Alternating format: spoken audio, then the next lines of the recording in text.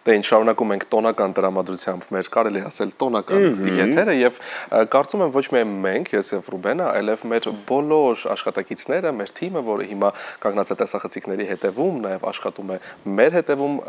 ոչ աշխատանքային օրով, այո, շատ ուշադրությամբ կհետևի մեր հաջորդ հարցազրույցին, որովհետեւ այսօր եւ հիմա տաղավարում հյուրընկալել ենք Հանրային հեռուստաընկերության աշխատակազմի ղեկավար Լենա Մինասյանին, բարի լույս։ Բարի լույս, Լենա, շատ ուրախ ենք։ Շնորհավորում ենք։ Ես էլ ձեզ եմ շնորհավորում ու շատ հաճելի է լինել ձեր տաղավարում, ոչ աշխատանքային օրով լինել աշխատավայրում եւ աշխատել։ Եվ չաշխատել։ Իմ դեպքում լինել հյուր։ Բայց այսօր դու ես աշխատում։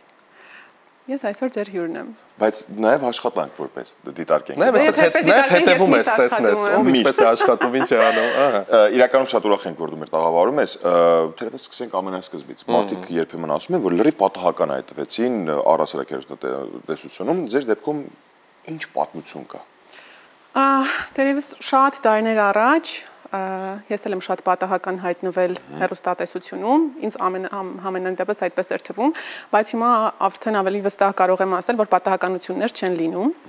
Հանրայինի թիմին միացել եմ շուտով կլինի 5 տարի առաջ, 2021 թվականին գործադիրի կողմից կար իդեա, որ հանրային հեռուստաընկերությունը պետք է ունենա իր ոչ ֆորմալ կրթական հարթակը, իր դպրոցը, եւ շատ կարճ ժամանակահատվածում իդեան մեր թիմի աջակիցների եւ աշխատասեր մարդկանց շնորհիվ դարձավ առաջին ալիքի մեդիա ակադեմիա։ Հիմնադրման պահից եղել եմ ակադեմիայի տնօրենը մինչ 2023 թվականի հունվար ամիսը, երբ նշանակվեցի հանրային հեռուստաընկերության աշխատակազմի ղեկավար։ Հետաքրքիր, երկար, բարդ ճանապարհ։ Պետք է փաստեմ, որ բացարձակ հեշտ չէ լինել հանրային հեռուստաընկերության աշխատակազմի ղեկավար, լինել հարյուրավոր աշխատակիցներ ունեցող ստեղծագործական մեծ ընկերության, այն էլ հանրային հեռարձակող ընկերության աշխատակազմի ղեկավար, բայց երևի թե սերն է գործի հանդեպ եւ մոտիվացիան, ամբիցիաները ամեն օր ավելի լավը լինելու, ավելի լավ ղեկավար լինելու եւ ամեն օր հեռուստաընկերությունը որպես գործատու ավելի լավը դարձնելու ուղղությամբ աշխատանքներն են եւ սերն է, որ ստիպում է իսկ մարդիկ եւ մարդիկ բնականաբար մարդիկ առաջին եւ մենք իհարկե այս տարիների ընթացքում նշեցիր մասնավորապես մեդիա ակադեմիան եւ բավականին մեծ աշխատանք է այնտեղ տարվել կրթելու այն սերունդը, որը հետագայում պիտի աշխատի նաեւ հանրային հեռուստաընկերությունում եւ առհասարակ հեռուստատեսությունում որպես այդպեսին եւ շարունակվում է այո հետաքրքիր է այս փորձից նաեւ արդեն հետևություններ անելով, որոնք են այն կարևոր հատկանիշները, որոնք պետք են հեռուստատեսությունում աշխատելու համար, արդյոք սա կրթությունն է, փորձն է, երկուսը միասին։ Մի քիչ ավելի ընդհանրական պատասխան պետք է տամ, քանի որ ակադեմիական կրթությունը միշտ չի որ համընկնում է այն հաստիկի հետ, որին որ դիմում են մարդիկ, այսինքն հնարավոր է որ մարդը չունենա ակադեմիական համապատասխան կրթություն, բայց ունենա շատ մեծ սեր հեռուստատեսության եւ եթերի հանդեպ եւ ունենա անցած ուղի, ունենա որոշակի փորձառություններ կամ ոչ ֆորմալ որևէ կրթություն, մասնագիտացում, բայց դա չի բացառում, որ նաեւ մարդով ընդհանրապես չունի աշխատանքային փորձ, մենք ունենք նման բազմաթիվ նախադեպեր, երբ մեզ մոտ անցնում են համալսարաններից անցնում են արտադրական պրակտիկա եւ պրակտիկայի ընթացքում մենք նկատում ենք երիտասարդներին եւ ինչ որ շրջան այստեղ փորձաշրջան անցնելուց հետո նաեւ նրանք են ընդունվում աշխատանքի, այստեղ երևի համընդհանուր եթե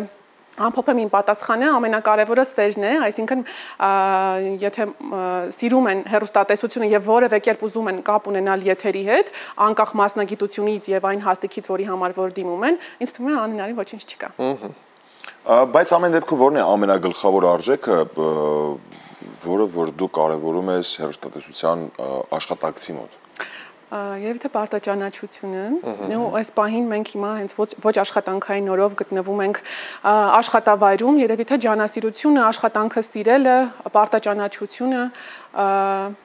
եւ պատասխանատու մոտեցումը այն ամենին, ինչ որ անում են։ Պարտաճանաչության առումով իհարկե երևի ամենաբարդ գործոններից մեկն է, խոսում ենք ստեղծագործական աշխատանքի մասին վստահաբար։ Ըստ քեզ որոնք են ամենաբարդ մասնագիտությունները հեռուստատեսության ոլորտում։ Բարդ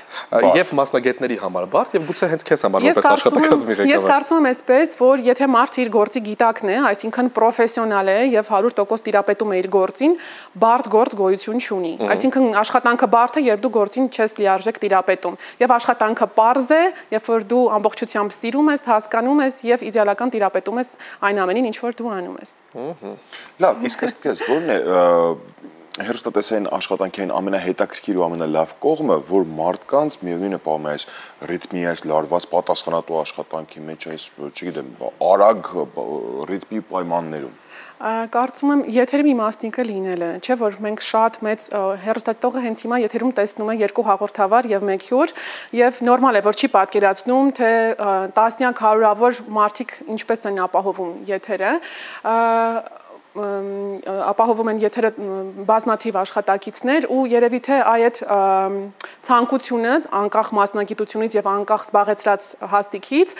որ լինեն մի մասնիկը այն ինչը երևում է եթերում այսինքն կոնտենտի մի մասնիկը դառնալ սկսած անվտանգությունից ուղեկցող անցագրավարներից մինչեւ ռեժիսորներ խմբագիրներ այսինքն հիմա որ թվեմ շատ կթվեմ այսինքն լինել մի մասնիկը նրա ինչ որ կատարվում է եթերում Իհարկե չեն կարող սրա մասին անդադար ինչ-որ առումով չխոսել, որովհետև իսկապես ստեղծագործական միջավայրում եւ ստեղծագործ մարդկանց հետ աշխատելը շատ հետաքրքիր է, բայց միևնույն ժամանակ նաեւ շատ բարդ է, որովհետև ստեղծագործ մարդիկ հաճախ չէ տրամադրությունից օրինակ կախված առավոտյան արթնանում են, գուցե այդ օրը ամեն ինչ լավ է, տրամադրությունը լավ է եւ աշխատանքը շատ լավ է ստացվում եւ շատ պրոդուկտիվ, երբեմն քիչ այդքան էլ լավ չի ստացվում։ Դու որպես աշխատակազմի ղեկավար, իհարկե ես այս հարցի պատասխանը գիտեմ, սիրելի հեռուստադիտողներ, բայց պիտի ուղղեմ այս հարցը, ինչ նախաձեռնություններ են եղել առհասարակ այս տարիների ընթացքում, որոնք օգնել են աշխատանքային միջավայրը երբեմն բարձ ստեղծագործող մարդկանց համար ավելի պրոդուկտիվ դարձնելու, ավելի հետաքրքիր եւ ավելի լավը դարձնելու համար։ Վերջին տարիներին հատկապես ընկերությունը բազմաթիվ նախաձեռնություններ է իրականացնում, որպեսզի բարելավի իր աշխատակիցների աշխատանքային պայմանները, սկսած ամենապրիմիտիվ աշխատանքի, աշխատասենյակի գրասենյակային պայմաններից մինչև աշխատանքային բացօթյա տարածքներ, որոնք նախատեսված են ոչ ֆորմալ հանդիպումների, քննարկումների, թիմ բիլդինգների համար, նաև սրճարանը եւ ճաշարանը, որ բարելավել է եւ շատ սիրելի Ռոզալինի տնակը։ Տնակ սրճարանը, որ էլի նախատես եւ խաղերի եւ հանդիպումների եւ տարբեր միջոցառումների համար, ինչը շատ սիրվել է մեր աշխատակիցների կողմից։ Այս պահին հիշեցի նաեւ առողջապահական ապահովագրությունը արդեն 3 տարի Հանրային հեռուստաընկերությունը իր աշխատանքային պայմանագրով աշխատակիցների համար, բոլորի համար գնում է առողջապահական ապահովագրություն, բարձր ծածկույթի Այստեղ կարող եմ նշել նաև մեր լեզուների տունը, արդեն 3 տարի է, ինչ մենք ունենք լեզուների տուն եւ մեր բոլոր աշխատակիցները աշխատանքային շաբաթվա ընթացքում մի քանի անգամ, մի քանի ժամով նաև աշխատանքային ժամերի հաշվին երբեմն կարող են սովորել օտար լեզու։ Բայց միջոցառումները շարունակվում են, նաև համաշխարհային միջոցառումների մասին նաև պետք է շեշտեմ, որ ամեն շաբաթ մեր HR-ը տարածում է հայտարարություններ եւ բաժանում ենք մենք տոմսեր տարբեր քաղաքում տեղի ունեցող, մայրաքաղաքում տեղի ունեցող բազմաթիվ համերգների, ներկայացումների, միջոցառումների հրավիրատոմսեր, բայց սա ամենը չէ, ընկերությունը որպես գործատու փորձում է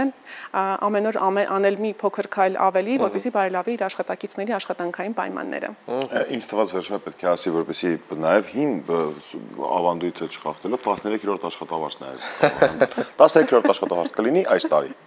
Ոչ։ Այստեղ սկսվեցին ծուղակացերը։ Չէ, բայց իրականում քանի որ հաշվի առնենք այսօր աշխատավորի միջազգային օրն է, ինչ կմաղթես հանրայինի ամբողջ այսպես անձնակազմին։ Կմաղթեմ որպեսզի ստանա 13-րդ աշխատավարձ։ Կմաղթեմ երևի թե առողջություն ու կհայտնեմ շնորհակալություն կատարած շատ մեծ աշխատանքի համար մեր բոլոր գործընկերներին մեր հարյուրավոր հեռուստաընկերությունում աշխատում են ավելի մոտավորապես կախված եթերաշրջաններից 1000-ից մինչև 1200 աշխատակից եւ գործընկերներ ենք մենք ունենում ուզում բոլորին քանի որ առիթ է հնարավորություն է հիմա տրվել շնորհակալություն հայտնել կատարած շատ մեծ աշխատանքի համար ու հատկապես ոչ աշխատանքային օրերի տոների հիշատակի օրերի շաբաթ կիրակիների եւ այսինքն այն բոլոր կյանքի բոլոր այն օրերի համար, որ սովորական մարդիկ, ովքեր հեռուստատեսության հետ կապ չունեն եւ իրենց վայելում են իրենց ազատ օրը, իսկ մեր թիմը աշխատում է, որ անում է ամեն ինչ, որպեսզի մեր հեռուստադիտողը ունենա լավ տրամադրություն, նայի լավ կոնտենտ, նայի լավ հաղորդումներ։ Հագեցած օր, բավականին մեծ հագեցած օր ու այո, իրականում հանրայինը միշտ կարողանում է ապահովել օրվա առաջին հենց րոպեներից սկսված առավոտյան ժամը 9-ից մինչև ուշ երեկո։ Բայց ամեն ինչ սկսվում է առավոտյան ժամը 9-ից։ Կա ինչ-որ մի բաժին, օրինակ առավոտ լուսոն, օրինակ, հիմա չգիտեմ, բայց օրինակ առավոտ լուսոն, հատուկ շնորհակալություն կարելի հայտնել հատուկ աշխատանքի համար։ Դե երևի թե մենք բոլորս անում ենք։ Բացի առավոտ լուսոյից։ Մենք բոլորս հեռուստաընկերությունում աշխատող բոլորը անկախ մասնագիտությունից եւ անկախ զբաղեցրած հաստիքից անում են ամեն ինչ եթերի եւ հեռուստադիտողի համար։ Եվ քանի որ այս պահին լիշեշտեմ ես այստեղ նստած եմ ոչ աշխատանքային օրով եւ թիմը երևի թե ավելի քան 100 հոգի հենց այս պահին աշխատում է, որպեսզի առավոտ լուսոն ունենա ուղիղ եթեր, երևի թե շնորհակալություն կհայտնեմ ձեր թիմին եւ լրատվական ծառայությանը, նրանք են աշխատում ուղիղ եթերում 24 եւ 7 մեր ռեժիսորներին, ինժեներներին, օպերատորներին, զվուկավիկներին, գրիմյորներին, պրոդյուսերին, ձեզ, բոլորին երևի թե ճիշտ կլինի այս պահին ամենամեծ շնորհակալությունը հայտնեն ձեզ, ովքեր հենց հիմա աշխատում են։ Մենք էլ իդեմս քեզ իհարկե պիտի նախ քեզ շնորհակալություն հայտնենք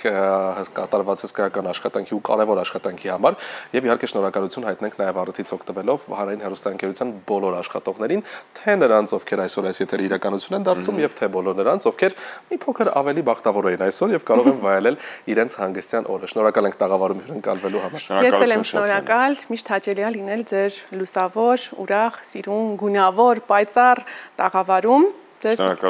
բազում բարի եթերներ եմ մաղթում։ Շատ շնորհակալություն, քեզ լավ օրվա շարունակություն ենք մաղթում։ Դե կարծում եմ բոլոր հարցերը տվեցինք, արդեն կարելի է լավ երաժշտություն լսել։ Ու ամփոփենք, չէ՞, արդեն օրը լավ երաժշտություն։ Կամաց պետք է արդեն վերջինենք։ Դե գնացինք։